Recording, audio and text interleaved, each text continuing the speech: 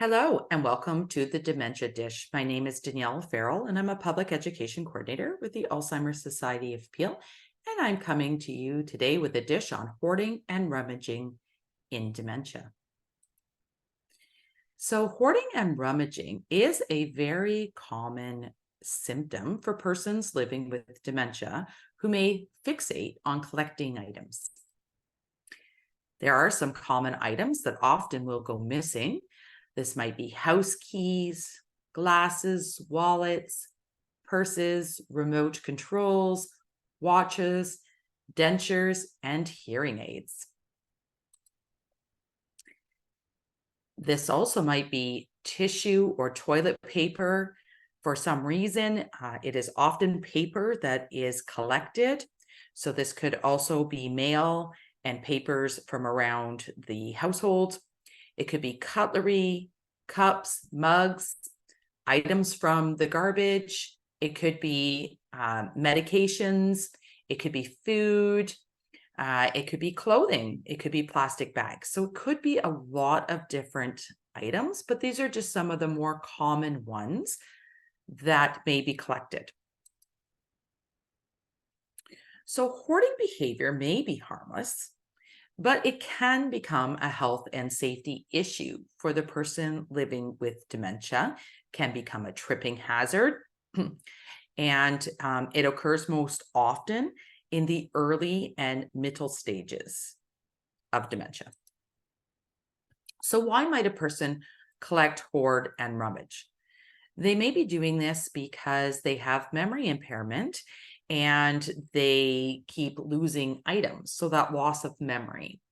They may have a need to reassure themselves that there are familiar items around them as they're starting to have difficulty in their own environment, their own home environment, feeling like that is their home, right? So feeling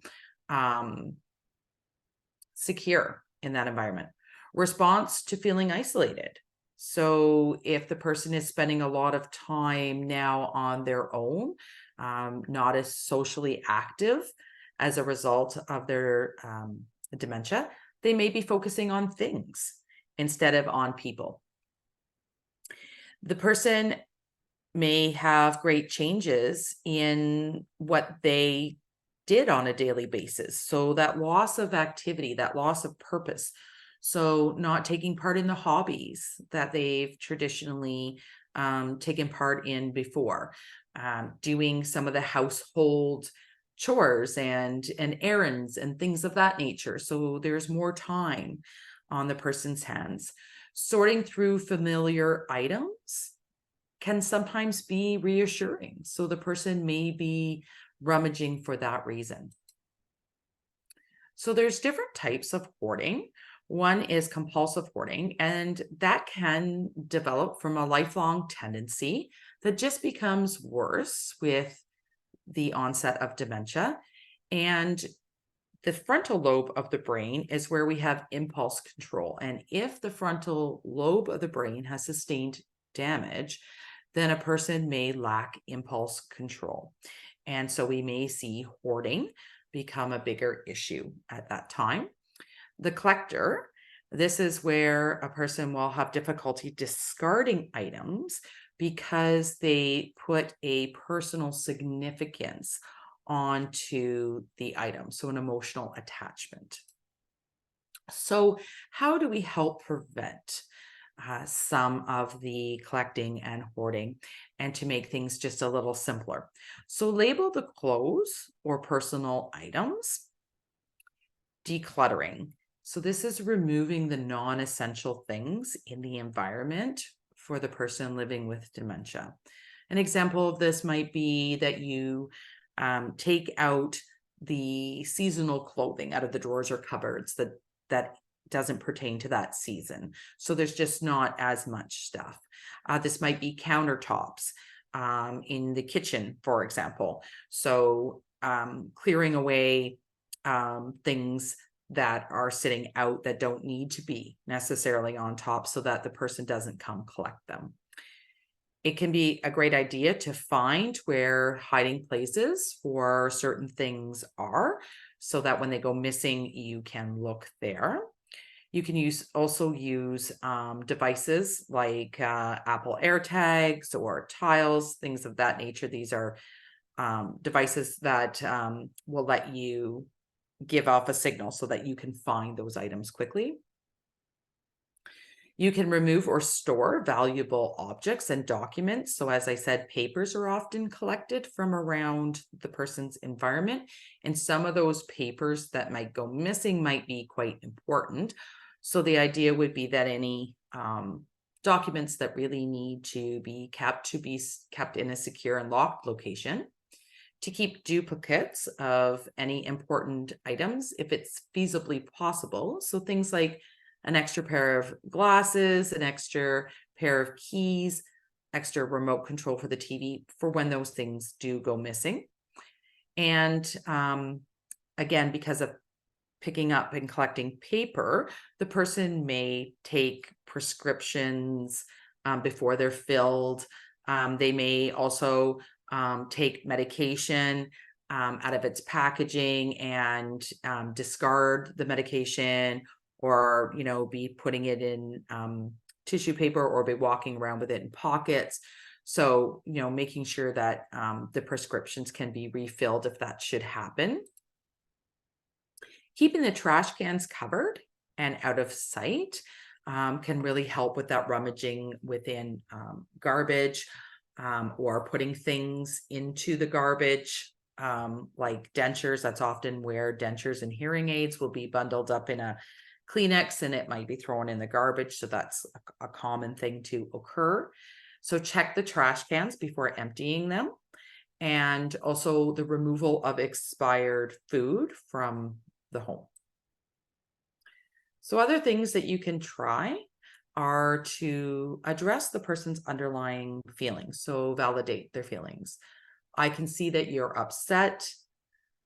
Using distraction or redirect the person's attention to activities that keep them more busy, that are purposeful activities. So things that they enjoy, but also to keep their attention onto something else.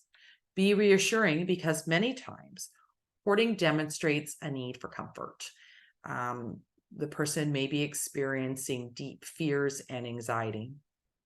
And don't use logic with a person who is living with dementia around the hoarding and collecting, because that probably not be an effective technique. So you can have the person with dementia keep their belongings out in the open. So those common things like the glasses, the hearing aids, the remote control, things like that, so they don't forget where they have placed them. It's a great idea to label the environment around the person living with dementia, to help them be able to wayfind around their environment and to be able to find their own things. So that would be, labeling drawers in the kitchen, labeling dresser drawer of clothing in the bedroom, that sort of thing. Help the person to feel productive. Engage them in activities throughout the day that they enjoy, because sometimes this is based on boredom and the lack of purposeful activity. We might want to accommodate the collecting as opposed to trying to stop the person from doing so. So we may want to create areas within the home where the person can rummage and collect. And so we might put items in a chest of drawers, or a bag, or, like a duffel bag, or in a suitcase, a hamper, or, a box. So there's lots of different items that we could use, everyday items that we could use to promote and allow the person to do this. So things to remember: hoarding behavior for the person with dementia may be harmless. So try to determine the reason for the behavior. And for those who hoard because they're afraid, worried, feel like they're losing control of their environment and their possessions, or have forgotten how to do things, the best approach is reassurance and compassion. So with their loss of memory, there's a good chance you'll be dealing with hoarding issues repeatedly, which is why one of the suggestions is to give them a safe space to do so. If you'd like to reach out to the Alzheimer's Society of Peel, you can do so at our phone number and extension 307, or you can email us at direct.support@alzheimerpeel.com. And you can follow us on Facebook, X or Twitter, Instagram, and we also have a YouTube channel where there are other dementia dishes on other topics to do with dementia. Please check those out and like and subscribe to our YouTube channel. Thank you so much, and I hope to see you at another Dementia Dish.